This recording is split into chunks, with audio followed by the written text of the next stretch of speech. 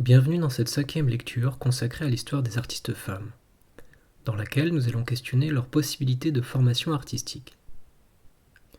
Les possibilités de formation artistique du XVIIe au XIXe siècle apparaissent paradoxalement comme moteurs et obstacles à la vocation artistique des artistes femmes. On peut constater qu'Artemisia Lomi-Gentileschi, Elisabeth Vigée-Lebrun et Rosa Bonheur ont en commun, comme beaucoup d'artistes femmes ayant fait carrière, d'avoir été formées dans leur domaine artistique par leur père. Rares sont les femmes qui, à l'instar de Propercia de Rossi, se forment au métier artistique en dehors du cadre familial, qui plus est en sculpture, discipline considérée comme un art masculin par excellence. Bien que les corporations italiennes n'interdisaient pas la formation artistique des artistes femmes, l'on ne retrouve que peu d'exemples de femmes au sein des corporations italiennes, à la Renaissance, à l'inverse des guildes flamandes.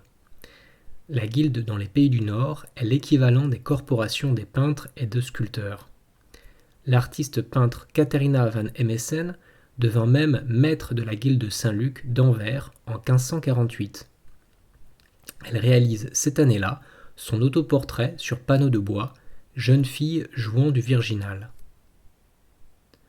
En revanche, en Italie, les règles des corporations et les coutumes en général n'autorisaient pas les femmes à diriger un atelier. Cependant, un décret ducal daté de 1571 supprime à Florence l'obligation d'appartenance à une corporation pour tenir boutique ou pignon sur rue. De plus, dès 1563, Cosme Ier de Toscane, aidé de Giorgio Vasari, fonde à Florence l'Accademia del Disegno, dont l'objectif est de former les artistes au dessin d'après l'observation et la copie des antiques, la copie des grands maîtres, et en particulier de Michel-Ange, mais également et surtout d'après le modèle vivant. Léon Battista Alberti affirmait que l'étude du nu constitue la base de la méthode académique. D'ailleurs, une académie désigne l'étude anatomique du nu masculin. Le talent d'Artemisia Lomi-Gentileschi lui permettra d'être la première femme à être accueillie dans les rangs de la prestigieuse Académie de dessin en 1616 à l'âge de 23 ans. À son appartenance à l'Académie, elle devra sa gloire. Sans la nécessité d'un tuteur, d'un mari, d'un père ou d'un frère, Artemisia ne relève plus que d'elle-même. Elle figure la patrona di casa. En effet, il faut souligner qu'à l'époque, une femme ne pouvait faire de carrière dans la profession qu'en association avec son époux pour pouvoir acheter ses toiles, ses pigments, ce qui nécessitait son consentement. On peut ressentir le modèle du peintre savant et éduqué prôné par la doxa académique dans son autoportrait en joueuse de luth datant de la période de son admission. L'instrument de musique révèle ainsi l'éducation musicale incluse dans le quadrivium des arts libéraux aux côtés de la géométrie, l'arithmétique et l'astronomie. La France n'est pas en reste et Louis XIV fonde par décret royal l'Académie royale de peinture et de sculpture en 1648. L'apprentissage reprend le modèle de Giorgio Vasari, c'est-à-dire du dessin comme la base des trois arts, architecture, sculpture et peinture. Mais surtout, l'enseignement délivré par l'institution est profondément imprégné par cette prééminence de l'étude du nu. Or, à l'époque, les mentalités étaient très rétrogrades et très peu favorables à ce qu'une femme représente le corps humain, particulièrement l'anatomie masculine.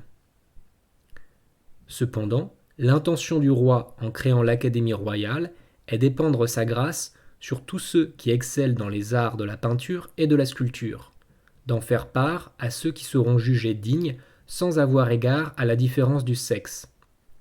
C'est ainsi que le premier directeur, Charles Lebrun, permet à la première femme d'intégrer la compagnie lors de la séance du 14 avril 1663.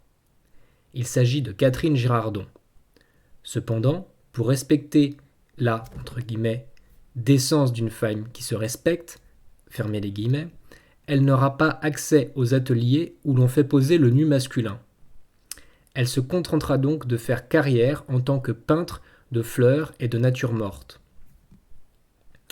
En leur empêchant l'étude du nu académique, l'Académie royale empêchait les artistes femmes de faire carrière dans la peinture d'histoire et les restreignait aux genres considérés inférieurs. Cette hiérarchie des genres a une importance capitale dans la répartition hiérarchique des académiciens. En effet, seuls les peintres d'histoire et les sculpteurs pouvaient prétendre au poste d'officier et prendre part au vote. Or, pour pratiquer la peinture d'histoire et représenter le corps humain, il est indispensable d'avoir une parfaite connaissance de l'anatomie humaine et donc de se former d'après le modèle vivant. La morale et la bienséance invoquées pour restreindre la formation artistique des femmes étaient donc une barrière dans la poursuite de leur vocation. De plus, face aux inscriptions de plus en plus nombreuses, l'Académie royale décide en 1706 de ne plus accepter aucune femme. Puis, dans un second temps, l'Académie royale décide d'établir un quota arbitraire de 4 femmes en 1776. Cette décision, cumulée à la suppression des maîtrises et des corporations d'artisans et donc de l'Académie de Saint-Luc par le contrôleur général des finances Anne-Robert-Jacques Turgot, limite drastiquement les possibilités de formation artistique des femmes. En 1782, cependant, 2 places deviennent vacantes, 2 artistes postulent, Adélaïde Labille-Guiard et Louise-Élisabeth Vigée-Lebrun. Pour intégrer l'Académie royale, un académicien doit présenter un morceau de réception. Bien que cette règle ne soit plus en rigueur pour les femmes depuis l'instauration du quota de 4 places, Adélaïde Labille-Guiard propose le portrait de Pajou modelant son maître Lemoine, ce qui la conduit naturellement dans la voie du portrait. Tandis qu'Élisabeth Vigée-Lebrun, en revanche, propose la paix ramenant l'abondance. Il s'agit d'une peinture allégorique représentant la paix par son rameau d'olivier et l'abondance, entre autres, par sa corne d'amaltée. Vigée-Lebrun prétendait ainsi à la carrière de peintre d'histoire, réservée aux hommes, ce qui n'était pas du goût du directeur de l'époque, M. Pierre, farouchement opposé à la laisser intégrer la compagnie. Élisabeth Vigée-Lebrun dispose cependant du soutien de la reine Marie-Antoinette et lui permet d'intégrer l'Académie royale sous la réputation de ses seuls talents. Cependant, aucun genre ne lui est attribué lors de son inscription, si bien qu'elle ne peut prétendre à une carrière de peintre d'histoire comme ses confrères masculins. Notons au passage que cette proximité avec la famille royale l'obligera à fuir la France lors de la Révolution. Sur les 15 femmes admises à l'Académie royale de peinture et de sculpture, aucune n'occupa le titre de professeur ou ne reçut de distinction supérieure. Les peintres femmes déjà instituées ont participé de plusieurs manières à favoriser l'émancipation de leurs cadettes. En 1706, Sophie Chiron propose un livre à dessiner destiné aux femmes, leur permettant d'apprendre l'anatomie. Rappelons qu'en 1706, les inscriptions féminines à l'Académie royale étaient fermées.